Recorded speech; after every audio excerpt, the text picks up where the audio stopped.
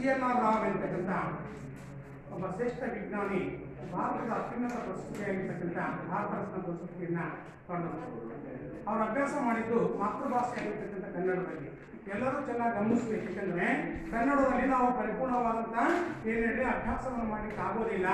ಬಹುಶಃ ಇಂಗ್ಲೀಷ್ ಕಲ್ತ್ಕೊಂಡ್ರೆ ಮಾತ್ರ ನಾವು ಭವಿಷ್ಯವನ್ನು ರೂಪಿಸ್ಕೊಳ್ತೀವಿ. ದೊಡ್ಡ ದೊಡ್ಡ ವಿಜ್ಞಾನಿಗಳಾಗಲಿಕ್ಕೆ, ತಂತ್ರಜ್ಞಾನದಲ್ಲಿ ಪ್ರಗತಿ ಸಾಧಿಸಲಿಕ್ಕೆ, ವಿಜ್ಞಾನದ ವಿಷಯಗಳನ್ನು ಅರ್ಥೈಸ್ಕೊಳ್ಳಿಕ್ಕೆ ಸಾಧ್ಯತೆ ಇದೆ ಅನ್ನುವಂಥ ತಪ್ಪು ಕಲ್ಪನೆ, ತಪ್ಪು ಸಂದೇಶವನ್ನು ನಾವು ಹೋಗಲಾಡಿಸಿರ್ತಕ್ಕಂಥವ್ರು. CNR ರಾವ್ ಎಂತಕ್ಕಂಥವರು ಪ್ರತಿಷ್ಠಿತವಾಗಿರ್ತಕ್ಕಂಥ ಭಾರತ ರತ್ನ ಪ್ರಶಸ್ತಿಗೆ ಭಾಜನರಾಗಿರ್ತಕ್ಕಂಥವ್ರು. ಕಲ್ತಿದ್ದು ಕನ್ನಡದಲ್ಲಿ ಅಂತೇಳಿ ಅವರ ಉದಾಹರಣೆಯಾಗಿ ಶ್ರೀಮಠ ಕಾಮನಾಯ್ಕ ಅವರು ಹೇಳ್ತಿದ್ದಾರೆ. ಹೀಗಾಗಿ ಮುಂದೆ ಜನರಿಗೆ ಇಂಗ್ಲೀಷಿನ ಮೇಲೆ ಮೋಹ ಬೆಳೆಯಲು ಪ್ರತಿಷ್ಠೆಯೇ ಕಾರಣ. ಸ್ವಲ್ಪ ನಮಗೆ ಇಂಗ್ಲೀಷ್ ಬಗ್ಗೆ ಯಾಕೆ ಆಸಕ್ತಿ ಇದೆ ಅಂದರೆ ಪ್ರತಿಷ್ಠೆ ಅಂತ ಹೇಳ್ತಾರೆ. ಜಂಬ, ನಾನು ಇಂಗ್ಲೀಷ್ ಕಲ್ತ್ಕೊಂಡ್ಬಿಟ್ರೆ ಏನೋ ದೊಡ್ಡ ಸಾಧನೆ ಮಾಡಿಬಿಟ್ಟಿನಿ ಅಂತಕ್ಕಂಥ ಆ ಒಂದು ಜಂಬ ನಮ್ಮಲ್ಲಿ ಬಂದಿರೋದ್ರಿಂದ ಇಂಗ್ಲೀಷ್ ಕಲಿಬೇಕಂತಕ್ಕಂಥದ್ದು ಎಲ್ಲರ ಆಸಕ್ತಿ ಇದೆ ಅಂತ ಹೇಳಿ ಹೇಳ್ತಿದ್ದಾರೆ. ಹಾಗಾದರೆ ಪ್ರತಿಯೊಬ್ಬ ತಂದೆ ತಾಯಿಗಳು ತಮ್ಮ ಮಕ್ಕಳು ಒಳ್ಳೆಯ ಶಾಲೆಗಳಲ್ಲಿ ಓದಬೇಕು, ಒಳ್ಳೆಯ ಶಿಕ್ಷಣ ಪಡೆಯಬೇಕು, ಅವರ ಭವಿಷ್ಯ ಉಜ್ವಲವಾಗಿರಬೇಕೆಂದು ಆಶಿಸುತ್ತಾರೆ. ಎಲ್ಲ ತಂದೆ ತಾಯಿಗಳ ಕನಸು ಕೂಡ ಇದ್ದೇನೆ. ಯಾಕೆಂದರೆ ನಮ್ಮ ಮಗ ಒಳ್ಳೆಯ ಶಾಲೆಯಲ್ಲಿ ಓದಬೇಕು, ಒಳ್ಳೆಯ ವಿದ್ಯಾವಂತ ಆಗಬೇಕು, ಉತ್ತಮವಾದಂಥ ನೌಕರಿಯನ್ನು ಸಂಪಾದನೆ ಮಾಡಬೇಕಂತಕ್ಕಂಥದ್ದು ಸಹಜವಾಗಿ ಎಲ್ಲ ತಂದೆ ತಾಯಿಗಳಿರುವಂಥ ಒಂದು ಆಸೆ. ಬಹುಶಃ ಆಸೆ ಇಟ್ಕೊಂಡೇ ತಮ್ಮ ಮಕ್ಕಳನ್ನು ಶಾಲೆಗೆ ಕಳಿಸಿರ್ತಾರೆ. ಯಾಕೆಂದರೆ ನಾಳೆ ನನ್ನ ಮಗುವಿನ ಭವಿಷ್ಯ ಉಜ್ವಲ ಆಗ್ತಿದೆ, ಬಹಳ ಚೆನ್ನಾಗಿ ಆಗ್ತಿದೆ ಅಂತಕ್ಕಂಥ ಮಹದಾಸೆಯನ್ನು ಇಟ್ಕೊಂಡೇ ಎಲ್ಲ ತಂದೆ ತಾಯಿಗಳು ಮಕ್ಕಳನ್ನು ಶಾಲೆಗೆ ಕಳಿಸಿರ್ತಕ್ಕಂಥದ್ದನ್ನು ನಾವು ನೋಡ್ತಿದ್ದೀವಿ. ಇಂತಹ ಸಂದರ್ಭದಲ್ಲಿ ಮುಂದೆ ನ್ಯಾಯವಾಗಿ ಅಸಹ್ಯ ಎನಿಸುವ ನಮ್ಮ ಸಾರ್ವಜನಿಕ ಶಾಲೆಗಳಿಗೆ ತಮ್ಮ ಮಕ್ಕಳನ್ನು ಕಳಿಸಲು ಇಷ್ಟಪಡುವುದಿಲ್ಲ. ಎಷ್ಟೋ ಕಡೆಗಳಲ್ಲಿರುವ ಶಾಲೆಗಳನ್ನು ಒಮ್ಮೆ ನೋಡಿ, ಕುಸಿದು ಬೀಳುತ್ತಿರುವ ಕಟ್ಟಡಗಳು, ದೊಡ್ಡಿಯಾದ ತರಗತಿಗಳು, ಪ್ರಾಧ್ಯಾಪಕರಿಂದ ತರಗತಿಗಳು, ಪಾಠ ಹೇಳದ ಅನರ್ಹ ಪ್ರಾಧ್ಯಾಪಕರು, ದಿನ ಬೆಳಗಾದರೆ ರಜೆ, ಶಿಸ್ತಿಲ್ಲದ ವ್ಯವಸ್ಥೆ, ಮೂತ್ರದ ವಾಸನೆಯ ಪರಿಸರ, ಇದು ನಮ್ಮ ಬಹಳಷ್ಟು ಶಾಲೆಗಳ ಸ್ಥಿತಿ. ಸ್ವಲ್ಪ ಕನ್ನಡ ಶಾಲೆಗಳು ಅಥವಾ ಸರ್ಕಾರದ ವತಿಯಿಂದ ಇರ್ತಕ್ಕಂಥ ಶಾಲೆಗಳ ವ್ಯವಸ್ಥೆ ಹೇಗಿದೆ ಅಂತಕ್ಕಂಥದ್ದನ್ನು ಡಾಕ್ಟರ್ ರಾಮನಾಯ್ಕ ಅವರಲ್ಲಿ ಪ್ರಸ್ತಾಪ ಮಾಡ್ತಿದ್ದಾರೆ ಅಷ್ಟೇ. ಯಾಕೆಂದರೆ ಇವತ್ತು ಯಾಕೆ ತಂದೆ ತಾಯಿಗಳಿಗೆ ಇಂಗ್ಲೀಷ್ ಮಾಧ್ಯಮದ ಶಾಲೆಗಳ ಕಡೆಗೆ ತಮ್ಮ ಗಮನವನ್ನು ಕೊಟ್ಟಿದ್ದಾರೆ, ಮಕ್ಕಳನ್ನು ಕಳಿಸ್ತಿದ್ದಾರೆ ಅಂದರೆ ಅಲ್ಲಿದ್ದಷ್ಟು ಸುಸಜ್ಜಿತವಾಗಿರ್ತಕ್ಕಂಥ ವ್ಯವಸ್ಥೆಯನ್ನು ನಮ್ಮ ಸರ್ಕಾರಿ ಶಾಲೆಗಳಲ್ಲಿ ಕಾಣ್ತಿಲ್ಲ. ಯಾಕೆಂದರೆ ಎಲ್ಲೆಂದರಲ್ಲಿ ಏನಾಗ್ತಿದೆ ಅಂದರೆ ಹಾಳು ಬಿದ್ದಿರ್ತಕ್ಕಂಥ ಕೊಠಡಿಗಳು ಅಂತ ಹೇಳ್ತಾರೆ. ಆಮೇಲೆ ಶಿಸ್ತು ಅಂತಕ್ಕಂಥದ್ದನ್ನಿಲ್ಲ, ಅಧ್ಯಾಪಕರು ಇದ್ದರೂ ಪಾಠವನ್ನು ಹೇಳೋದಿಲ್ಲ. ಅದಾದಮೇಲೆ ಶಾಲೆಯ ವಾತಾವರಣವು ಕೂಡ ಮಕ್ಕಳಿಗೆ ಆಹ್ಲಾದಕರವಾದಂಥ ವಾತಾವರಣವನ್ನು ನಿರ್ಮಾಣ ಮಾಡಲಿಕ್ಕೆ ಸರ್ಕಾರಿ ಶಾಲೆಗಳು ವಿಫಲವಾಗಿದೆ ಅಂತ ಹೇಳ್ತಿದ್ದಾರೆ. ಅದ್ರ ಜೊತೆಯಲ್ಲಿ ಏನಂತ ಹೇಳ್ತಿದ್ರೆ ಮೈ ಮೇಲೆ ಬರ್ತಕ್ಕಂಥ ಕಟ್ಟಡಗಳು ಅಂತ ಹೇಳ್ತಾರೆ. ಆಮೇಲೆ ಎಲ್ಲೆಂದರಲ್ಲಿ ದುರ್ವಾಸನೆ ಬೀಳ್ತಾ ಇರ್ತಕ್ಕಂಥ ಮೂತ್ರದ ವಾಸನೆ, ಇವೆಲ್ಲವೂ ಶಾಲೆಯ ಮೇಲೆ ಪರಿಣಾಮ ಬೀಳ್ತಿರೋದ್ರಿಂದ ಅಂಥ ಶಾಲೆಗಳಿಗೆ ಮಕ್ಕಳನ್ನು ಕಲಿಸುವುದಕ್ಕೆ ತಂದೆ ತಾಯಿಗಳು ಪಾಲಕರು ಇವತ್ತು ಹಿಂದೇಟ ಹಾಕ್ತಿದ್ದಾರೆ. ಇದು ಕೂಡ ಒಂದು ಕಾರಣ ಅಂತ ಹೇಳ್ತಿದ್ದಾರೆ. ಆದ್ದರಿಂದ ಸಾರ್ವಜನಿಕರು ಅನಿವಾರ್ಯವಾಗಿ ಖಾಸಗಿ ಉದ್ಯಮವಾದ ಇಂಗ್ಲೀಷ್ ಶಾಲೆಗಳ ಕಡೆಗೆ ಹೋಗುತ್ತಾರೆ. ಇವತ್ತು ಖಾಸಗಿ ಉದ್ಯಮ ಅಂತ ಹೇಳ್ತಿದ್ದಾರೆ ಅದನ್ನು. ಯಾಕೆಂದರೆ ಖಾಸಗಿ ಶಾಲೆಗಳೆಲ್ಲ ಹಣವನ್ನು ಕೊಳ್ಳೆ ಹೊಡೆಯುವಂಥ ಒಂದು ಉದ್ಯಮದಲ್ಲಿ ತಮ್ಮನ್ನು ತೊಡಗಿಸಿಕೊಂಡಿದ್ದಾರೆ. ಯಾಕಂದರೆ ಸುಸಜ್ಜಿತವಾದ ವ್ಯವಸ್ಥೆಯನ್ನು ಕಲ್ಪಿಸಿಕೊಡ್ತೀವಿ ಅಂತ ಹೇಳ್ತಾರೆ. ಅದಾದಮೇಲೆ ಇಂಗ್ಲೀಷ್ ಮಾಧ್ಯಮದಲ್ಲಿ ಶಿಕ್ಷಣ ಕೊಡ್ತೀವಿ ಅಂತ ಹೇಳ್ತಾರೆ. ಸಹಜವಾಗಿ ತಂದೆ ತಾಯಿಗಳ ಆಕರ್ಷಕರಾಗ್ತಿದ್ದಾರೆ. ತಮ್ಮ ಮಕ್ಕಳು ಅಂಥ ಶಾಲೆಯಲ್ಲಿ ಓದಬೇಕಂತಕ್ಕಂಥ ಆಸೆ ಇಟ್ಕೊಂಡು ಅವ್ರು ಓದ್ಬಿಟ್ಟು ಅಲ್ಲಿ ಸೇರಿಸ್ತಿದ್ದಾರೆ. ಹಾಗಾಗಿ ಕನ್ನಡ ಶಾಲೆಗಳ ಪರಿಸ್ಥಿತಿ ಇವತ್ತು ಏನಾಗ್ತಿದೆ, ಸರ್ಕಾರಿ ಶಾಲೆಗಳ ಪರಿಸ್ಥಿತಿ ಅಂದರೆ ಅತ್ಯಂತ ಪರಿಸ್ಥಿತಿಗೆ ಬಂದು ನಿಂತ್ಕೊಂಡಿದೆ ಎನ್ನುವಂಥದ್ದು. ಹಾಗಾಗಿ ಮುಂದೆ ಅಲ್ಲಿನ ವ್ಯವಸ್ಥೆ ಬಗ್ಗೆ ಬಹುಶಃ ಹೇಳಿರ್ತಕ್ಕಂಥ ನಿಮ್ಮ ರಾಮನಾಯ್ಕರು ಮುಂದೆ ಎಲ್ಲಿಯವರೆಗೆ ನಮ್ಮ ಸಾರ್ವಜನಿಕ ಶಾಲೆಗಳ ಸ್ಥಿತಿಗತಿಗಳು ಉತ್ತಮವಾಗುವುದಿಲ್ಲವೋ ಅಲ್ಲಿಯವರೆಗೆ ಶಿಕ್ಷಣದಲ್ಲಿ ಕನ್ನಡ ಆಕರ್ಷಿತವೆನಿಸುವುದಿಲ್ಲ. ಯಾಕೆಂದರೆ ಸುಸಜ್ಜಿತವಾದ ಶಾಲೆಗಳಿದ್ದರೆ, ಒಳ್ಳೆಯ ಕಟ್ಟಡಗಳಿದ್ದರೆ, ವಿದ್ಯಾರ್ಥಿಗಳನ್ನು ಕೈಬೀಸಿ ಕರೆಯುವಂಥ ಶಾಲಾ ವಾತಾವರಣ ಇದ್ದರೆ, ಇಲ್ಲ ಮಕ್ಕಳು ಮೆಚ್ಕೊಳ್ತಕ್ಕಂಥ ಶಿಕ್ಷಕರು ಸರ್ಕಾರಿ ಶಾಲೆಗಳಿದ್ದರೆ ಖಂಡಿತವಾಗಲೂ ಕೂಡ ಅಲ್ಲಿ ಸ್ಟ್ರೆಂತ್ ಬಗ್ಗೆ ಅಥವಾ ವಿದ್ಯಾರ್ಥಿಗಳ ಏನೇಳೆ ಗಣತಿ ಬಗ್ಗೆ ಯೋಚನೆ ಮಾಡೋದು ಬೇಕಿಲ್ಲ. ಆ ವ್ಯವಸ್ಥೆಯನ್ನು ಒದಗಿಸ್ಕೊಡ್ಬೇಕು, ಸಾರ್ವಜನಿಕರಲ್ಲಿ ಆ ಅವೇರ್ನೆಸ್ ಬರಬೇಕು ಅಂತ ವ್ಯವಸ್ಥೆಯನ್ನು ಕಲ್ಪಿಸಿಕೊಡ್ಬೇಕಾಗಿರ್ತಕ್ಕಂಥದ್ದು ನಮ್ಮನ್ನು ಆಳ್ತಕ್ಕಂಥ ಸರ್ಕಾರದ ಕರ್ತವ್ಯ ಅಂತ ಹೇಳ್ತಿದ್ದಾರೆ. ಹಾಗಾಗಿ ಇವತ್ತು ಕೋಟ್ಯಾಂತರ ರೂಪಾಯಿಗಳ ಸರ್ಕಾರಿ ಶಾಲೆಗಳ ಜೀರ್ಣೋದ್ಧಾರಕ್ಕಾಗಿ ಖರ್ಚು ಮಾಡ್ತಕ್ಕಂಥದ್ದನ್ನು ನೋಡ್ತಿದ್ದೀವಿ. ಇತ್ತೀಚಿನ ದಿನಗಳಲ್ಲಿ ಒಂದು ಸ್ವಲ್ಪ ಸರ್ಕಾರ ಅದಕ್ಕೆ ಹೆಚ್ಚಿನ ಗಮನ ಕೊಟ್ಟಿರ್ತಕ್ಕಂಥದ್ದನ್ನು ನಾವೆಲ್ಲ ಗಮನಿಸ್ತಿದ್ದೀವಿ. ಯಾಕಂದರೆ ಹೊಸ ಹೊಸ ಕಟ್ಟಡಗಳ ವ್ಯವಸ್ಥೆಗಳಾಗ್ತಿದ್ದಾವೆ. ಇವತ್ತು ಪ್ರತ್ಯೇಕ ಶಾಲೆಗೆ ಪ್ರೈವೇಟ್ ಶಾಲೆಗಳಲ್ಲಿರ್ತಕ್ಕಂಥ, ಯಾಕಂದರೆ ಖಾಸಗಿ ಶಾಲೆಗಳಲ್ಲಿರ್ತಕ್ಕಂಥ ಸೌಲಭ್ಯಕ್ಕಿಂತ ಹೆಚ್ಚಿನ ಪ್ರಮಾಣದ ಸೌಲಭ್ಯಗಳನ್ನು ಸರ್ಕಾರಿ ಶಾಲೆಗಳಿಗೆ ಕೊಡ್ತಕ್ಕಂಥ ವ್ಯವಸ್ಥೆಯನ್ನು ಕಾಣ್ತಿದ್ದೀವಿ. ಹಾಗಾಗಿ ಒಂದಿಷ್ಟು ಇತ್ತೀಚಿನ ಜನರೇಷನ್ ಏನಿದೆಯಲ್ಲ ಅದು ಕಳೆದ 10-20 ವರ್ಷಗಳ ಹಿಂದಿದ್ದಂಥ ವ್ಯಾಮೋಹ, ಖಾಸಗಿ ಶಾಲೆಗಳಿಗೆ ಇದ್ದಂಥ ವ್ಯಾಮೋಹ ಕಡಿಮೆ ಆಗಿಬಿಟ್ಟು ಸರ್ಕಾರಿ ಶಾಲೆ ಕಡೆಗೆ ಬರ್ತಿದ್ದಾರೆ ಎನ್ನುವಂಥದ್ದು. ಸರ್ಕಾರಿ ಶಾಲೆಯಲ್ಲೂ ಕೂಡ ಏನಾಗಿದೆ ಅಂದರೆ ಅಧ್ಯಾಪಕರು ನುರಿತಂಥವರು ಸಿಗ್ತಿದ್ದಾರೆ. ಯಾಕೆ ಅಂದರೆ ನೀವೆಲ್ಲ ವಿದ್ಯಾಭ್ಯಾಸ ಆದಮೇಲೆ ನೀವು ಒಂದು ಕೋರ್ಸ್ ಮುಗಿಸ್ತೀವಿ, BEd ಅಥವಾ BA ಮುಗಿಸ್ತೀವಿ, D.Ed ಮುಗಿಸ್ತೀವಿ, ಇಲ್ಲ MA ಮುಗಿಸಿರ್ತೀವಿ. ನಿಮ್ಮನ್ನು ಆಯ್ಕೆ ಮಾಡ್ಕೋಬೇಕಾದಾಗ ಎಂಥವ್ರನ್ನ ಆಯ್ಕೆ ಮಾಡ್ಕೊತಾರೆ ಅಂದರೆ ನಿಮಗೆ ಒಂದು ಮೆರಿಟ್ ಎಕ್ಸಾಮ್ ಮಾಡ್ತಾರೆ ಅವರು. CET, NEET ಅಥವಾ ಇನ್ನೊಂದು ಎಕ್ಸಾಮ್ ಬರ್ತೀವಿ. ಆ ಪರೀಕ್ಷೆಯಲ್ಲಿ ಯಾರು ಉತ್ತೀರ್ಣರಾಗ್ತದೆ ಅಂತ ಕೇಳಬೇಕಂದ್ರೆ ಕ್ವಾಲಿಟಿ ಆದಂಥ ಟೀಚರನ್ನು ಆಯ್ಕೆ ಮಾಡ್ತಿರೋದ್ರಿಂದ ಸ್ವಲ್ಪ ಇವತ್ತು ಸುಧಾರಣೆ ಕಂಡು ಬರ್ತಕ್ಕಂಥದ್ದನ್ನು ನೋಡ್ತಿದ್ದೀವಿ.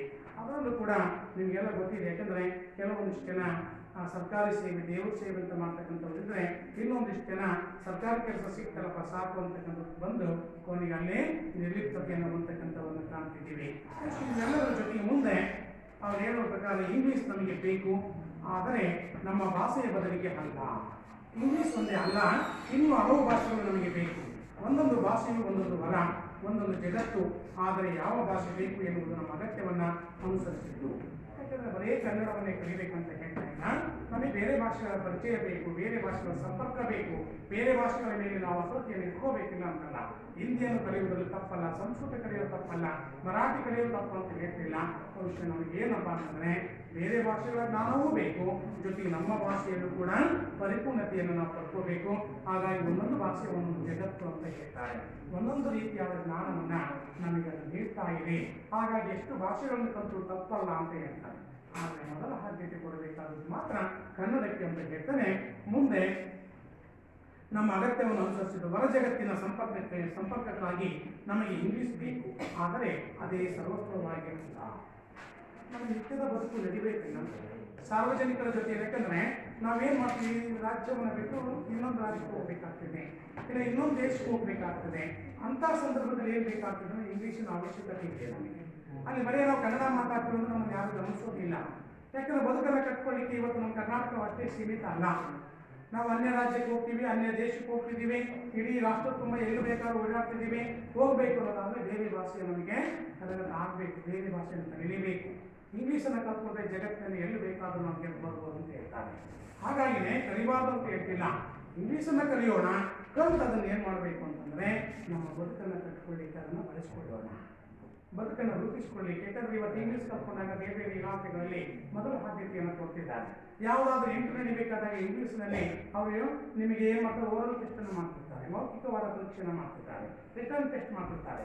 ಅಲ್ಲಿ ಭಾಷೆ ಗೊತ್ತಿಲ್ಲ ಅಂತಂದರೆ ಹಾಗಾಗಿ ನಮ್ಮ ನಾಲೆಡ್ಜನ್ನು ಪರೀಕ್ಷೆ ಮಾಡಲಿಕ್ಕೆ, ನಮ್ಮ ಜ್ಞಾನವನ್ನು ಬುದ್ಧಿಮಟ್ಟವನ್ನು ಅರಿಯಲಿಕ್ಕೆ ಬೇರೆ ಭಾಷೆಗಳು ಬೇಡ ಅಂತಲ್ಲ. ಇಂಗ್ಲೀಷನ್ನು ಕಲಿಯೋದು ತಪ್ಪು ಅಂತ ಹೇಳ್ತಿಲ್ಲ, ಇಂಗ್ಲೀಷ್ ಕಲಿಬೇಕು. ಬದುಕನ್ನು ಕಟ್ಕೊಳ್ಳಿಕ್ಕೆ ಬೇಕಾದಂಥ ಭಾಷೆ ಅದು. ಬಹುಶಃ ನಾವು ಬೇರೆ ಕಡೆ ಹೋದಾಗ ಆ ಭಾಷೆ ಗೊತ್ತಿಲ್ಲ ಅಂದರೆ ನಮ್ಮ ಕೈಲಾಗಿ ನೋಡ್ತಾರೆ. ಬಹುಶಃ ಅದರ ಜೊತೆಗೆ ಕನ್ನಡವನ್ನು ಅರಿಯಬಾರದು ಅಂತ ಹೇಳ್ತಿದ್ದಾರೆ. ಹೀಗೆ ಹೇಳ್ತಾನೆ ಮುಂದೆ ಇಂಗ್ಲೀಷ್ ಮೂಲಕವಾದ ಶಿಕ್ಷಣ ಕುಂಡದಲ್ಲಿ ನೆಟ್ಟ ಗಿಡಗಳಂತೆ ಬೇರು ನೆಲಕ್ಕಿಳಿಯುವುದಿಲ್ಲ, ಭೂಮಿಯ ಸಾರವನ್ನು ಅವರು ಗ್ರಹಿಸುವುದಿಲ್ಲ, ಹಾಗೆಯೇ ಇಡೀ ಗೊಬ್ಬರದಲ್ಲಿ ಅದು ಜೀವಮಾನವನ್ನು ಕಳೆಯಬೇಕು. ಅಷ್ಟೇ ಏನು ಹೇಳ್ತಾರಪ್ಪ ಅಂದರೆ ಕೊನೆಗೆ ಎಲ್ಲರೂ ನನಗೆ ಇಂಗ್ಲೀಷನ್ನು ನಾವು ಬೇರೆ ಭಾಷೆಯನ್ನು ಕಲ್ತ್ಕೊಂಡು ಹೆಂಗಪ್ಪ ಅಂದರೆ ಕುಂಡದಾಗ ಹಾಕಿ ಬೆಳೆಸುವ ಗಿಡ ಇದ್ದಾಗ ಅಷ್ಟೇ, ಅದು ಕೃತಕವಾದದ್ದು ಅಂತ ಹೇಳ್ತಾರೆ. ಸಹಜವಾಗಿ ನೈಸರ್ಗಿಕವಾಗಿ ರಕ್ತಗತವಾಗಿ ಬಂದಿರುವ ಭಾಷೆಯ ಮೇಲೆ ಹಿಡಿತ ಬಂದಿದ್ದಷ್ಟು ಪರಿಪೂರ್ಣತೆಯನ್ನು ಸಾಧಿಸಿದಷ್ಟು ನಾವು ತಾನಾಗಿ ಬಲವಂತವಾಗಿ ಕಲಿತ ಭಾಷೆಯ ಮೇಲೆ ಹಿಡಿತವನ್ನು ಹೊಂದಲಿಕ್ಕೆ ಸಾಧ್ಯವಿಲ್ಲ. ನಾವು ಬಲವಂತವಾಗಿ ಉದ್ದೇಶವಾಗಿ ಬದುಕನ್ನು ಕಟ್ಕೊಳ್ಳಿಕ್ಕೆ ಕಲ್ತಿರುವ ಭಾಷೆ ಇದೆಯಲ್ಲ, ಅದು ಕುಂಡ್ಲಿ ಒಳಗೆ ಬೆಳೆಸಿರುವ ಗಿಡ ಇದ್ದಂತೆ. ಅದು ಬೇರೆ ವಿಸ್ತರಿಸ್ಕೊಳ್ಳಿಕ್ಕೆ ಆಗೋದಿಲ್ಲ. ಅದು ಏನಾಗ್ತದೆ ಅದರೊಳಗೇ ಬೇರೆ ಇಟ್ಕೋಬೇಕಾಗ್ತದೆ ಅಷ್ಟೇ. ಆದರೆ ಮಾತೃಭಾಷೆ ಆಗಿರೋದಿಲ್ಲ. ಮಾತೃಭಾಷೆ ಮೇಲೆ ಬೇಕಾದ ಸಾಧನೆ ಮಾಡ್ಬೋದು, ನೀವು ಬೇಕಾದನ್ನು ಕಲಿಬೋದು, ಬೇಕಾದನ್ನು ಅರ್ಥೈಸ್ಕೊಳ್ಬೋದು.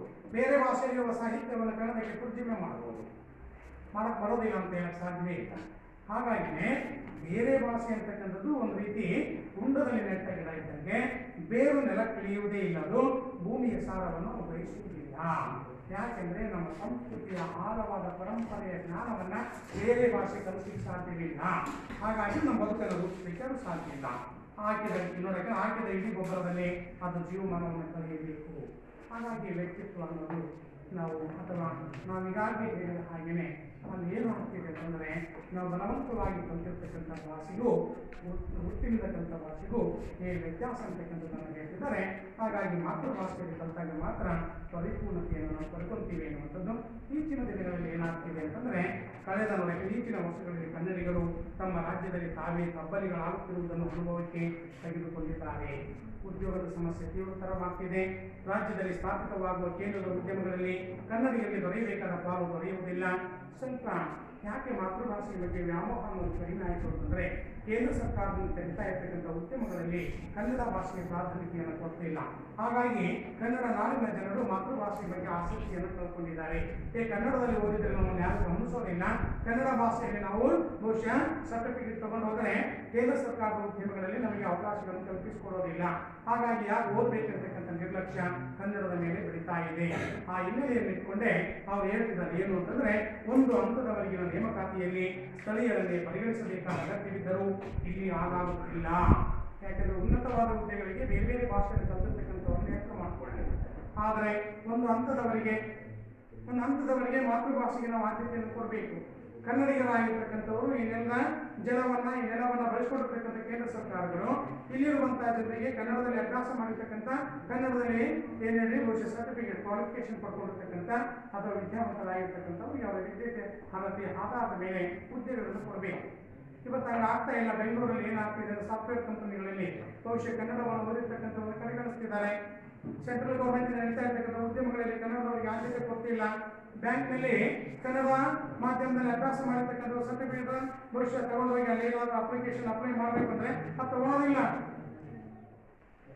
ಈಗ ಆಗಬಾರ್ದು. ಯಾಕೆಂದ್ರೆ ಯಾವ ಪ್ರಾಂತ್ಯದಲ್ಲಿ ಕೇಂದ್ರ ಸರ್ಕಾರದಿಂದ ನಡೆಯುವಂಥ ಉದ್ಯಮಗಳಿದಾವೋ ಆ ಉದ್ಯಮಗಳಲ್ಲಿ ಕನ್ನಡ ನಾಡಿನ ಜನರಿಗೆ ಕನ್ನಡ ಮಾತೃಭಾಷೆಯ ಮೂಲಕ ಶಿಕ್ಷಣವನ್ನು ಪಡೆದಂಥವರಿಗೆ ಮೊದಲ ಆದ್ಯತೆಯನ್ನು ಕಲ್ಪಿಸಿಕೊಡಬೇಕು.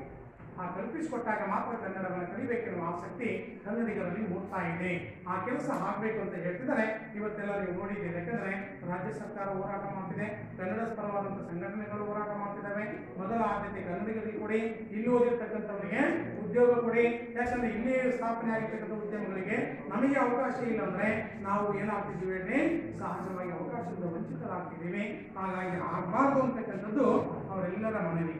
ಇಲ್ಲಿ ಆಗಾಗುತ್ತಿಲ್ಲ. ಯಾಕಂದರೆ ಆ ಪ್ರದೇಶದ ಜನರಿಗೆ ಉದ್ಯೋಗ ಅವಕಾಶಗಳು ದೊರೆಯದಿದ್ದರೆ ಅಲ್ಲಿ ಉದ್ಯೋಗಗಳು ಆರಂಭಗೊಳ್ಳುವ ಉದ್ದೇಶವೇನು, ಉಪಯೋಗವೇನು? ರಾಜ್ಯ ಸರ್ಕಾರದ ನೌಕರಿಗಳನ್ನು ಮತ್ತು ರಾಜ್ಯ ಸರ್ಕಾರದ ಉದ್ಯಮಗಳನ್ನು ನೆರೆಹೊರೆಯವರು ಆಕ್ರಮಿಸಿಕೊಂಡು ಬಿಡುತ್ತಾರೆ. ಅಲ್ಲಿಯೂ ಕನ್ನಡಿಗರಿಗೆ ಅವಕಾಶಗಳಿಲ್ಲ. ಇದರಿಂದ ಕನ್ನಡಿಗರ ಉದ್ಯೋಗದ ವಿಷಯದಲ್ಲಿ ಭೀತಿಗೊಂಡಿರುವುದು ಸಹಜ. ಏನಾಗಿದೆ ಅಂದರೆ ನಡೀತಿರೋದು ಮಾತ್ರ ಕರ್ನಾಟಕದಲ್ಲಿ ಎಲ್ಲ ಕಂಪನಿಗಳು, ಎಲ್ಲ ಉದ್ಯಮಗಳು. ಆದರೆ ಆ ಉದ್ಯಮದಲ್ಲಿ ಕೆಲಸ ಮಾಡಲಿಕ್ಕೆ ಕೈಗಾರಿಕೆ ಇರತಕ್ಕಂಥ ಕಂಪನಿಗಳಲ್ಲಿ ಕೆಲಸ ಮಾಡಲಿಕ್ಕೆ ಕನ್ನಡಿಗರಿಗೆ ಸ್ಥಾನಗಳಿಲ್ಲ ಅಂತಂದರೆ, ಕನ್ನಡಿಗರನ್ನ ಬಳಸ್ಕೊಳ್ಳೋದಿಲ್ಲ ಅಂತಂದರೆ, ಕನ್ನಡಿಗರಿಗೆ ಉದ್ಯೋಗ ಕೊಡೋದಿಲ್ಲ ಅನ್ನೋದಾದರೆ ಮತ್ತೆ ಯಾಕೆ ಕರ್ನಾಟಕದಲ್ಲಿ ಉದ್ಯಮಗಳು ಸ್ಥಾಪನೆಗೊಳ್ಳಬೇಕು? ಇದರ ಅವಶ್ಯಕತೆ ಏನಿದೆ ನೋಡಿ. ಇದು ಪರಿಣಾಮವನ್ನು ಉಂಟು ಮಾಡ್ತಿದೆ. ಹಾಗಾಗಿಯೇ ಇಲ್ಲೂ ಕೂಡ ನೋಡಿ ಕನ್ನಡಿಗರಿಗೆ ಅವಕಾಶಗಳಿಲ್ಲ. ಇದರಿಂದ ಕನ್ನಡಿಗರು ಉದ್ಯೋಗದ ವಿಷಯದಲ್ಲಿ ಭೀತಿಗೊಂಡಿರುವುದು ಸಹಜ. ಹಾಗಾಗಿಯೇ ಒಂದು ರೀತಿ ಭಯ ನಮಗೆ ಆವರಿಸ್ಬಿಟ್ಟಿದೆ.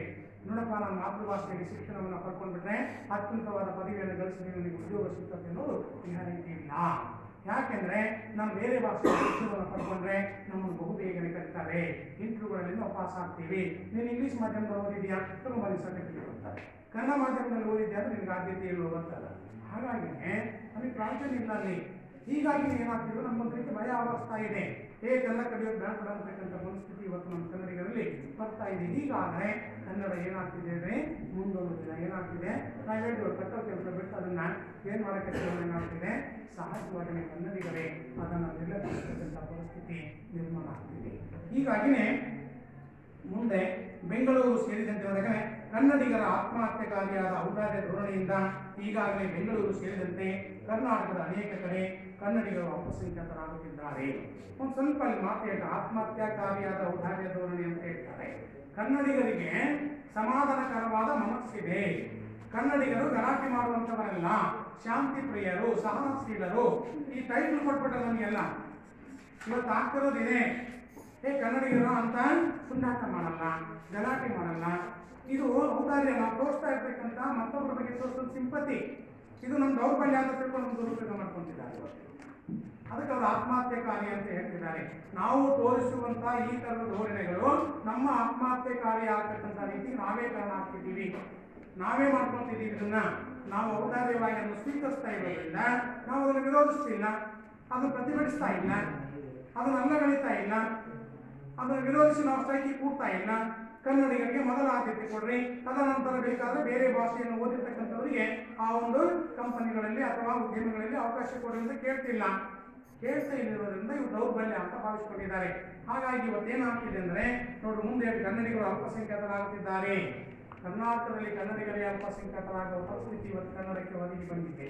ಯಾಕೆಂದರೆ ಬೆಂಗಳೂರಿನಲ್ಲಿ ಓದಿ ನೋಡಿದಾಗ ನಿಮಗೆ ಗೊತ್ತಾಗ್ತಿದೆ, ಯಾವ ಗಲ್ಲಿಯಲ್ಲಿ ಹೋಗಿ ನೋಡಿದ್ರು ಕೂಡ ತಮಿಳು ಮಾತಾಡೋರು ಸಿಗ್ತಾರೆ, ಇಂಗ್ಲೀಷ್ ಮಾತಾಡೋರು ಸಿಗ್ತಾರೆ ವಿನ ಕನ್ನಡ ಮಾತಾಡೋರು ಸಿಗೋದಿಲ್ಲ.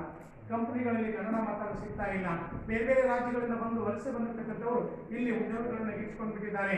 ಹಾಗಾಗಿ ಬಹುಶಃ ಮೂಲ ಕರ್ನಾಟಕದಲ್ಲಿ ಕನ್ನಡಿಗರು ಅಲ್ಪಸಂಖ್ಯಾತರಾಗತಕ್ಕಂಥ ಪರಿಸ್ಥಿತಿ ನಿರ್ಮಾಣ ಆಗಿದೆ. ಈಗಾಗಲೇ ಇದು ಹೀಗೆ ಮುಂದುವರ್ತಾ ಹೋದರೆ ಮುಂದೆ ಏನಾಗ್ತಿದೆ? ಅಪಸ್ವರವನ್ನು ಕೇಳಿದ್ದೀವಿ. ಯಾಕಂದರೆ ಕನ್ನಡಿಗರು ಭಾಷಾ ಅಲ್ಪಸಂಖ್ಯಾತರ ಹೆಸರಿನಲ್ಲಿ ಈಚೆಗೆ ಬೆಂಗಳೂರು ಕೇಂದ್ರಾಡಳಿತ ನಗರವಾಗಬೇಕೆಂಬ ಅಪಸ್ವರವನ್ನು ಕೇಳಿದ್ದೇವೆ. ಒಂದು ಸ್ವಲ್ಪ ಗಮನ ಕೊಟ್ಟು ಕೇಳಿದೆ.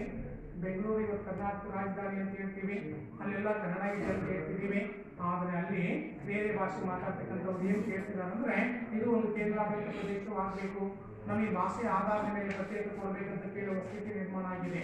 ತಮಿಳುನಾಡಿನ ಜನರು 40% ಇವತ್ತು ಬೆಂಗಳೂರನ್ನು ಆಕ್ರಮಿಸ್ಕೊಂಡಿದ್ದಾರೆ. ಅವರೆಲ್ಲ ಕೇಳ್ತಾರೆ ಏನಪ್ಪ ಅಂದರೆ, ನಮಗೆ ಪ್ರತ್ಯೇಕವಾದಂಥ ಒಂದು ಜನ ಕೊಟ್ಬಿಡ್ರಿ, ನಾವು ಭಾಷೆ ಅಲ್ಪಸಂಖ್ಯಾತರ ಮೇಲೆ ಹೇಳ್ತಿದ್ದಾರೆ ಅವರು. ನೋಡು, ತಮಿಳು ಮಾತಾಡ್ತಕ್ಕಂಥವ್ರು 20 ಲಕ್ಷ ಜನ ಬೆಂಗಳೂರಲ್ಲಿ ಇದ್ದೀವಿ, ಮುಗಿತಲ್ಲ. ಹಂಗಾದ್ರೆ ಕರ್ನಾಟಕದ ಕನ್ನಡಿಗರಲ್ಲಿ ಏನಾಗ್ತಿದೆ ಪರಿಸ್ಥಿತಿ? ಹೌದು, ಮೂಲ ಅದಕ್ಕೆ ಹೇಳ್ತದೆ. ಯಾಕಂದರೆ ಈ ದುಸ್ಥಿತಿ ಕನ್ನಡಕ್ಕೆ ಒದಗಿರೋದ್ರಿಂದಲೇ ಮುಂದೆ ಹೇಳ್ತಿದ್ದಾರೆ, ಕನ್ನಡಿಗರ ಸಂಕಷ್ಟಗಳಿಗೂ ಒಂದು ಮಿತಿ ಇದೆ, ಅವರ ತಾಳ್ಮೆಗೆ ತಪ್ಪು ಅರ್ಥ ಹಚ್ಚಬಾರದು, ಬದುಕು ಭಾಷೆಗಿಂತ ದೊಡ್ಡದು ಎಂದು ಹೇಳುತ್ತಾರೆ.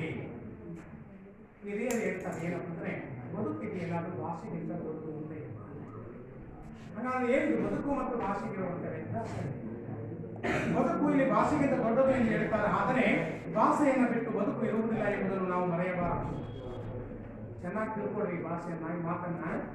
ಬದುಕು ಭಾಷೆಗಿಂತ ದೊಡ್ಡದು ಅಂತ ಹೇಳಿ ನಾವೆಲ್ಲ ಇವತ್ತು ಬೆನ್ನತ್ಕೊಂಡು ಬಂದಿದ್ದೇವೆ.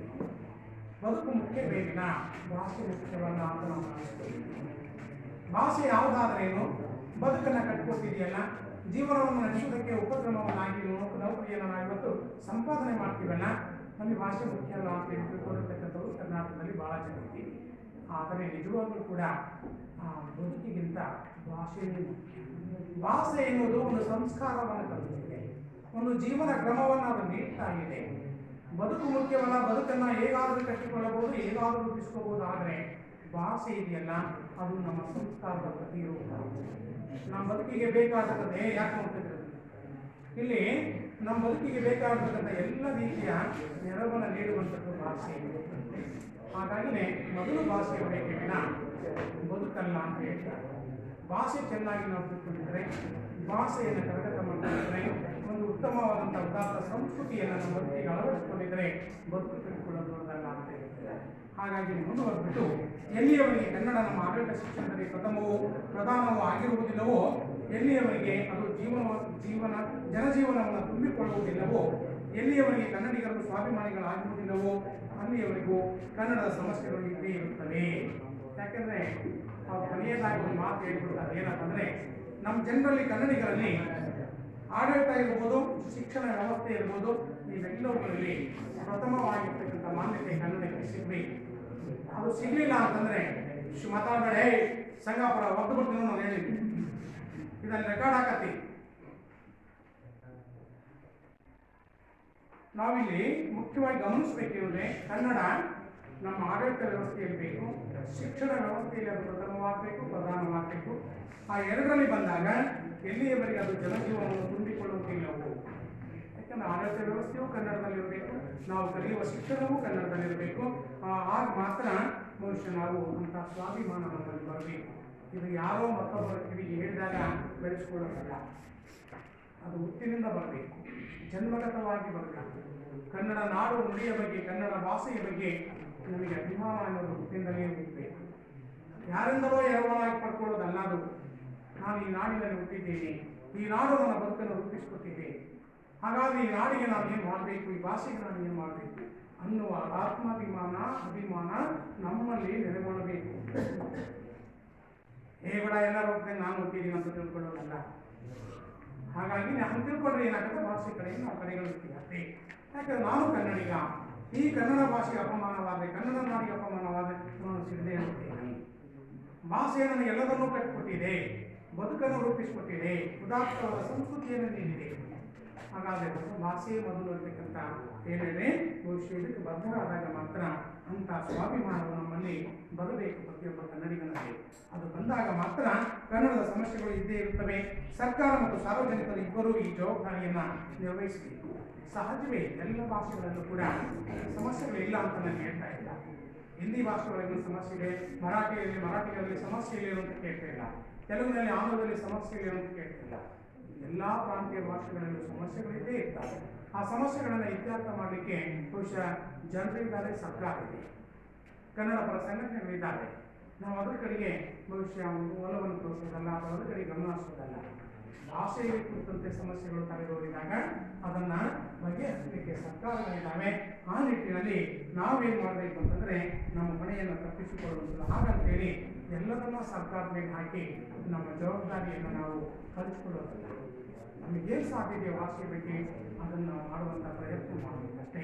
ಹಾಗಾಗಿ ನನ್ನ ಮಾತೃಭಾಷೆ ಕನ್ನಡ ಆಗಿರೋದ್ರಿಂದ ಕನ್ನಡದ ಅಭಿವೃದ್ಧಿಗಾಗಿ, ಕನ್ನಡದ ಏಳಿಗೆಗಾಗಿ, ಕನ್ನಡದ ಸರ್ವತೋಮುಖ ಬೆಳವಣಿಗೆಗಾಗಿ ನನ್ನಿಂದ ಏನು ಸಾಧ್ಯತೆಯೋ ಅದನ್ನು ನಾವು ಮಾಡುವಂಥ ಒಂದು ಔದಾರ್ಯವನ್ನು ಪ್ರತಿಯೊಬ್ಬ ಕನ್ನಡಿಗನು ತನ್ನ ಬದುಕಿನಲ್ಲಿ ರೂಪಿಸಿಕೊಂಡ್ರೆ ಕನ್ನಡ ಖಂಡಿತವಾಗಲೂ ಬೆಳೆಯುವುದರಲ್ಲಿ ಸಂಶಯ ಇಲ್ಲ. ಹಾಗಾಗಿನೇ ಮುಂದುವರೆದು ಸರ್ಕಾರ ಮಾಡ್ತಿದೆ, ಯಾವ ಸಂಘ ಸಂಸ್ಥೆಗಳು ಮಾಡ್ತಾವಂತೇಳಿ ಕೈಕಟ್ಟನ್ನು ಕೂತ್ಕೊಳ್ಳೋದಲ್ಲ. ಹಾಗಾಗಿ ಪ್ರತಿಯೊಬ್ಬರ ಜವಾಬ್ದಾರಿ ಆಗಬೇಕು ಅಂತಕ್ಕಂಥ ಕರೆಯನ್ನು ಕೊಡ್ತಾನೆ. ಮುಂದೆ ಪ್ರತಿಯೊಬ್ಬ ಕನ್ನಡಿಗನು ಪ್ರತಿಯೊಂದು ಅಂಗುಲದಲ್ಲಿಯೂ ಕನ್ನಡಿಗನಾಗಬೇಕು. ಆಗ ಮಾತ್ರ ಅನೇಕ ಸಮಸ್ಯೆಗಳಿಗೆ ಪರಿಹಾರ ದೊರಕುತ್ತದೆ. ನಾವೆಲ್ಲ ಕನ್ನಡಿಗರಾಗಬೇಕಂದ್ರೆ ಪ್ರತಿ ಅಂಗುಲದಲ್ಲೂ ಅಂತ ಹೇಳ್ತಾರೆ, ಪ್ರತಿ ಜೀವನದ ಪ್ರತಿ ಕ್ಷಣದಲ್ಲೂ ಕೂಡ ನಾವು ಹೇಗೆ ಕನ್ನಡವನ್ನು ಮೈಗೂಡಿಸ್ಕೋಬೇಕು ಅನ್ನೋದಕ್ಕೆ ನಾವು ಮುಂದುವರೆದ ಕನ್ನಡ ಎನ್ನುವ ನಾವು ನಮ್ಮನ್ನೇ ಪ್ರಶ್ನಿಸಿಕೊಳ್ಳುವುದು ತೀರಾ ಅಗತ್ಯ.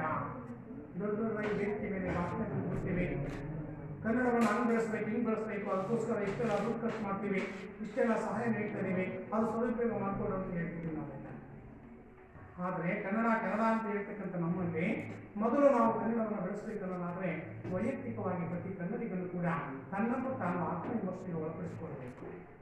ಬರೇ ಬೊಬ್ಬೆ ಹೊಡೆಯೋದಲ್ಲ, ಬರೇ ಭಾಷೆ ಹೊಡೆಯೋದಲ್ಲ, ಬರೇ ವೇದಿಕೆ ಮೇಲೆ ಇಟ್ಕೊಂಡು ಮಾತಾಡೋದಲ್ಲ, ಬರೇ ಕನ್ನಡ ನಾನು ಆಗ ಬೆಳೆಸ್ತೀನಿ ಈಗ ಬೆಳೆಸ್ತೀನಿ ಅಂತೇಳಿ ಉದ್ದುದಕ್ಕೆ ಮಾತಾಡೋದಲ್ಲ. ಮೊದಲು ನಮ್ಮನ್ನು ನಾವು ಪರೀಕ್ಷೆಗೆ ಒಳಪಡಿಸಬೇಕು. ಕನ್ನಡವನ್ನು ಬೆಳೆಸುವಲ್ಲಿ ನಾನು ನಿಜವಾಗ್ಲೂ ಕೂಡ ಏನು ಯಾವ ರೀತಿ ನಡ್ಕೊಳ್ತಿದ್ದೀನಿ, ನನ್ನ ನಿತ್ಯದ ಬದುಕಿನಲ್ಲಿ ನಾನು ಅನುಸರಿಸ್ತಾ ಇರ್ತಕ್ಕಂಥ ನನ್ನ ಬದುಕಿನ ವಿಚಾರಗಳು ಹೇಗಿದ್ದಾವೆ, ಅವ್ರು ಹೇಳ್ತಾ ಹೋಗ್ತಿದ್ದಾರೆ. ಮುಂದೆ ಏನು ಅಂದರೆ ನಾವು ಇಷ್ಟೆಲ್ಲ ದೊಡ್ಡದಾಗಿ ಮಾತಾಡ್ತಕ್ಕಂಥವ್ರು ಮಾತುಗಳ ತಪ್ಪುಗಳೇನು ಅಂತದನ್ನು ಅವ್ರು ಎತ್ತಿ ಹಿಡಿತಿದ್ದಾರೆ. ಏನು ಅಂತಂದರೆ ಕನ್ನಡ ಹೇಳೋದಕ್ಕೆ ಮಾತ್ರ, ಬರೇ ಬಾಯಿ ಹೇಳೋಕ್ಕಲ್ಲ ಕನ್ನಡ ಇರೋದು, ಅದನ್ನು ಅನುಸರಿಸುವುದಕ್ಕೂ ಕೂಡ ಎಂದು ಎಷ್ಟೋ ಜನ ತಿಳಿದಿದ್ದೀವಿ ನೋಡಿ. ಯಾಕಂದರೆ ಅಲ್ಲಿ ನಾವು ತಿಳ್ಕೊಂಡಿವ ಏನೋ ಪ್ರಶ್ನೆ ಹೋಗ್ತೇವೆ, ಕನ್ನಡ ಹೇಳೋಕ್ಕಷ್ಟೇ ಅಲ್ಲ, ಅದು ನಾನು ಅನುಸರಿಸ್ತಿದ್ದೀನಿ ಇಲ್ಲವೇ ಅನ್ನುವಂಥದ್ದನ್ನು ಜನ ತಿಳ್ಕೊಂಡಿದ್ದೀವಿಯಾ ಪ್ರಶ್ನೆ ಕೇಳ್ತಾರೆ. ನಾವು ಎಷ್ಟು ಮಟ್ಟಿಗೆ ತಿಳ್ಕೊಂಡಿದ್ದೀವಿ ಅನ್ನೋದಾದರೆ ನಮ್ಮ ಮಕ್ಕಳನ್ನು ಯಾವ ಶಾಲೆಗಳಲ್ಲಿ ಓದಿಸುತ್ತಿದ್ದೇವೆ ನಾವು ಪ್ರಶ್ನೆ ಹಾಕ್ಕೊಳ್ರಿ. ನನ್ನನ್ನು ಸಮೇತ ತಿಳ್ಕೊಂಡು ಹೇಳ್ತಿರೋದು. ಯಾಕಂದರೆ ಕನ್ನಡದ ಬಗ್ಗೆ ಮಾತನಾಡ್ತಕ್ಕಂಥ ನೈತಿಕತೆ ನನ್ನಲ್ಲಿ ಬರಬೇಕನ್ನೋದಾದರೆ ನಾನು ಕನ್ನಡ ಶಾಲೆಯಲ್ಲಿ ಮಕ್ಕಳನ್ನು ಓದಿಸುತ್ತಿದ್ದೇನೆ. ಭಾಷಣವನ್ನು ಬೇಕು ವಿದ್ಯಾರ್ಥಿಗಳಂತೆ ಕನ್ನಡದ ಬಗ್ಗೆ ನಿಮ್ಮನ್ನು ಹೊಂದ ಕಟ್ಟಿ ನಿಂತ್ಕೊಂಡು ಹೋರಾಟ ಮಾಡಿ ಕನ್ನಡವನ್ನು ಬೆಳೆಸಿ ಅಂತ ಹೇಳ್ತಿದ್ದೀನಲ್ಲ, ನೈತಿಕವಾಗಿ ನಾವೆಷ್ಟು ಹೊರಲಿದ್ದೇವೆ. ನಿಜ ಬದುಕಿನಲ್ಲಿ ನೈಜವಾದಂಥ ಜೀವನದಲ್ಲಿ ನಾನು ಕನ್ನಡವನ್ನು ಬೆಳೆಸುವಲ್ಲಿ ನನ್ನ ಪಾತ್ರ ಏನಿದೆ ಅಂತಕ್ಕಂಥದ್ದನ್ನು ನಾನು ಬಹುಶಃ ನನ್ನನ್ನು ನಾನು ಆತ್ಮಾವಲೋಕನ ಮಾಡ್ಕೊಂಡಿದ್ದೀನಿಯಾ ಪ್ರಶ್ನೆ ಪ್ರತಿಯೊಬ್ಬ ಕನ್ನಡಿಗನ ಹಾಕ್ಕೊಳ್ಬೇಕು. ಹಾಗಾದರೆ ಎಷ್ಟು ಜನ ತಮ್ಮ ಮಕ್ಕಳನ್ನ ಕನ್ನಡ ಶಾಲೆಯಲ್ಲಿ ಓದ್ತಾರೆ? ಕನ್ನಡ ಸಂಘಟನೆಗಳನ್ನು ಕಟ್ಕೊಂಡಿರ್ತಕ್ಕಂಥ ಎಷ್ಟೋ ಕನ್ನಡ ಸಂಘಟನೆಗಳಲ್ಲಿ ಕಾರ್ಯನಿರತರಾಗಿರ್ತಕ್ಕಂಥ ಜನ ತಮ್ಮ ಮಕ್ಕಳಿಗೆಲ್ಲ ಲಂಡನ್ನಲ್ಲೋ ಅಮೇರಿಕದಲ್ಲೋ ಪ್ರತಿಷ್ಠಿತ ವಿಶ್ವವಿದ್ಯಾಲಯಗಳಲ್ಲಿ ಇವತ್ತು ಓದಿಸ್ತಿದ್ದಾರೆ. ಅವ್ರಿಗೆ ಹೇಳೋದು ಮಾತ್ರ ಕನ್ನಡದ ಸಾಹಿತಿಗಳ ಮಕ್ಕಳೆಲ್ಲ ಇಂಗ್ಲಿಷ್ ಮಾಧ್ಯಮದಲ್ಲಿ ಇವತ್ತು ಬೇರೆ ಬೇರೆ ಯೂನಿವರ್ಸಿಟಿಗಳಲ್ಲಿ ಓದ್ತಿದ್ದಾರೆ, ಔಟ್ ಆಫ್ ಕಂಟ್ರಿಗಳಲ್ಲಿ. ಆದರೆ ಇಲ್ಲಿ ಮಾತ್ರ ಹೇಳೋರು ಬಹುಶಃ ನಾವೆಲ್ಲ ಕನ್ನಡವನ್ನು ನಡೆಸೋಣ, ನಾವೆಲ್ಲವೂ ಕನ್ನಡವನ್ನು ಉಳಿಸೋಣ. ಹಾಗಾದರೆ ಹೆಣ್ಣು ಮಕ್ಕಳು ಯಾವ ಶಾಲೆಗೆ ಓದ್ತಾರೆ ಅನ್ನೋದನ್ನು ನೀನು ಆತ್ಮಾವಲೋಕನ ಮಾಡ್ಕೊಂಡಿಯಾ ಅವ್ರ ಪ್ರಶ್ನೆ ಕೇಳ್ತಾರೆ. ಮುಂದೆ ನಾವು ಯಾವ ಪತ್ರಿಕೆಗಳನ್ನು ಓದುತ್ತಿದ್ದೇವೆ ಇದು ಕೂಡ ಸಹಜವೇ. ನಮಗೆ ಇಂಗ್ಲೀಷ್ ಬರಬೇಡ, ಸುಮ್ಮನೆ ಪತ್ರಿಕೆ ಇಟ್ಕೊಂಡು ಕುತ್ಕೊತೀವಿ, ಡಿಗ್ನಿಟಿ ಇಂಗ್ಲೀಷ್ ಪತ್ರಿಕೆ ಇಟ್ಕೊಂತೀವಿ. ಯಾಕಂದ್ರೆ ನೋಡಿರೋದೆಲ್ಲ ನಮ್ಮ ಬಗ್ಗೆ ಇಂಗ್ಲೀಷ್ ಓದಬೇಕು ಎಂತ ಪುನಃ ನೋಡಿ ಬುದ್ಧಿವಂತಿರ್ಬೇಕು ಹೌದ್ರಾ? ಪ್ರತಿಷ್ಠೆಗಾಗಿ ಇಂಗ್ಲೀಷ್ ಪೇಪರ್ ಬಗ್ಗೆ ಬರ್ತಾರೆ ನಾವೆಲ್ಲ ಕನ್ನಡ ಶುದ್ಧವಾಗಿ ಗೊತ್ತಿರೋದಿಲ್ಲ. ಯಾರನ್ನ ಪುನಃ ಇಂಗ್ಲೀಷ್ನಲ್ಲಿ ಏನೋ ಕೇಳ್ಬಿಟ್ರೆ ಹೇಳಕ್ ಬರೋದಿಲ್ಲ. ಆದ್ರೆ ಇಂಗ್ಲೀಷ್ ಪತ್ರಿಕೆ ಕಟ್ಕೊಂಡು ಸುಮ್ಮನೆ ಕನ್ನಡ ಕೈಕೊಂಡು ನೋಡ್ಬೇಕು. ಎಷ್ಟು ಜನ ಅದಕ್ಕೆ ಹೇಳ್ತೀವಿ ನಾನು. ಯಾಕಂದ್ರೆ ನಾವು ಓದ್ತಿರೋ ಪತ್ರಿಕೆ ಯಾವುದು ಅನ್ನೋದನ್ನು ನಾವು ಗಮನಿಸಿದ್ದೀರಾ? ಇಲ್ಲ. ಇಂಗ್ಲೀಷ್ ಪತ್ರಿಕೆ ಓದ್ತೀವಿ, ಆಮೇಲೆ ನಾವು ನೋಡುವುದು ಯಾವ ಸಿನಿಮಾಗಳನ್ನು, ನಾವೆಲ್ಲ ಯಾವ ಸಿನಿಮಾ ನೋಡ್ತೀವಿ ಅಂತ ನೋಡಿದ್ದೀವಿ. ಏನು ನೋಡೋಣ? ಮಾತೃಭಾಷೆಯಲ್ಲಿ ಸಿಗುವಂತ ಕನ್ನಡ ಸಿನಿಮಾಗಳನ್ನು ನೋಡೋದು ಕಡಿಮೆ. ನಾವು ಅನ್ಯ ಭಾಷೆ ಸಿನಿಮಾಗಳಿಗೆ ಮಾರು ಹೋಗ್ತಿದ್ದೀವಿ. ಇಂಗ್ಲೀಷ್ ಪಿಕ್ಚರ್ ಬಂತಂದ್ರೆ ಎಲ್ಲಾದ್ರೂ ಟ್ಯೂಷನ್ ಓಡೋಗ್ಬಿಡ್ತೀವಿ, ಇಲ್ಲ ಹಿಂದಿ ಫಿಲಿಂ ಬಂತಂದ್ರೆ ಓಡೋಗ್ತೀವಿ. ಬೇರೆ ಭಾಷೆಗಳ ಸಿನಿಮಾಗಳಿಗೆ ನಾವು ತೋರಿಸಿ ಮಾರು ಹೋಗ್ತಿದ್ದೀವಿ ವಿನಃ ಕನ್ನಡ ಭಾಷೆಯಲ್ಲಿರುವ ಸಿನಿಮಾಗಳನ್ನು ನಾವು ಎಷ್ಟು ಮಟ್ಟಿಗೆ ನೋಡ್ತಿದ್ದೀವಿ ಅನ್ನೋದನ್ನು ನಮ್ಮನ್ನು ನಾವು ಪ್ರಶ್ನೆ ಮಾಡ್ಕೋಬೇಕು. ಮುಂದೆ ನಮ್ಮ ಮನೆಯ ಬೋರ್ಡ್ ಯಾವ ಭಾಷೆಯಲ್ಲಿದೆ? ಯಾರಾದರೂ ನೋಡ್ತಿದ್ದೀರಾ? ಮನೆ ಮುಂದೆ ಬೋರ್ಡ್ಗಳನ್ನು ಇಂಗ್ಲೀಷ್ನಲ್ಲಿ ಬರ್ಕೊಂಡ್ಬಿಡ್ತೀವಿ, ಕನ್ನಡದಲ್ಲಿ ಬರ್ಸೋದಿಲ್ಲ ನಾವು. ಅದ್ರ ಮುಂದೆ ಕ್ವಾಲಿಫಿಕೇಶನ್ ಬರುತ್ತೆ. MA, MPhil, PhD, ಡಾಕ್ಟರೇಟ್ ಎಲ್ಲವೂ ಈಟುದವನು ಕಿಲೋಮೀಟರ್ ಹೌದಲ್ವಾ? ಅದು ಯಾವ ಭಾಷೆಗೆ ಅಂತ ನೋಡೋದಿಲ್ಲ, ಎಲ್ಲ ಅದೇ ಇಂಗ್ಲೀಷ್ ಭಾಷೆಗೆ ಮಾಡ್ಬೋದು ನಾವು. ಯಾಕೆಂದ್ರೆ ದೊಡ್ಡದಾಗಿ ಕರ್ಕೊಂಡಿರ್ತೀವಿ. ನಮ್ಮ ಮನೆ ಮುಂದಿರೋ ಬೋರ್ಡ್ ಯಾವ ಭಾಷೆಗೆ ಅಂತ ನಾವು ನೋಡೋದಿಲ್ಲ. ನಿನ್ನೆ ಯಾರೋ ಅವರು ಬಹಳ ಚೆನ್ನಾಗಿ ಕೊಟ್ಟಿದ್ದಾರೆ, ಪೇಪರ್ನಲ್ಲಿ ಅಥವಾ ವಾಟ್ಸಪ್ನಲ್ಲಿ ನೋಡಿದಂತೆ ಕಾಣ್ತಿದೆ. 149 ಡಿಗ್ರಿಯನ್ನು ಪಡ್ಕೊಂಡಿದ್ದಾರೆ. 149, 121 ಮಾಸ್ಟರ್ ಡಿಗ್ರಿ, 121 ಸ್ನಾತಕೋತ್ತರ ಪದವಿಯನ್ನು ಪಡ್ಕೊಂಡಿದ್ದಾನೆ. ಯಾವ್ಯಾವ ಭಾಷೆಯಲ್ಲಿ ಅಂತ ಕೇಳಿ ನೋಡೋಣ. ಯಾವ್ಯಾವ ವಿಷಯಗಳಲ್ಲಿ ಅಂತ ಕೇಳಿ. 52 ವರ್ಷ ಅವನಿಗೆ. 52ನೇ ವರ್ಷದಲ್ಲಿ ಸುಮಾರು 149 ಡಿಗ್ರಿಗಳನ್ನು ಪಡ್ಕೊಂಡಿದ್ದಾನೆ. ಈಗ ಅವನು ಎಂತೋ ಇದರಲ್ಲಿ ದಾಖಲೆಗೆ ಅವನು ಸೇರ್ಪಡೆ ಆಗ್ತಿದ್ದಾನೆ. ಬಳ್ಳಾರಿ ಜಿಲ್ಲೆಯಲ್ಲಿ ಬರ್ತಕ್ಕಂಥ ಒಂದು ಹಳ್ಳಿಯಲ್ಲಿರ್ತಕ್ಕಂಥ ವ್ಯಕ್ತಿ ಅವನು. ಆಂಧ್ರ ಪ್ರದೇಶದಿಂದ ಕರ್ನಾಟಕಕ್ಕೆ ವಲಸೆ ಬಂದು ಕನ್ನಡವನ್ನು ಕಲ್ತ್ಕೊಂಡು ಕನ್ನಡ ಭಾಷೆಯಲ್ಲಿ ಬಹುಶಃ ಬೇರೆ ಬೇರೆ ಭಾಷೆಗಳಲ್ಲಿ ಬಹುಶಃ ಅಧ್ಯಯನ ಮಾಡಿ 149 ಪದವಿ ಪಡ್ಕೊಂಡಾನೆ.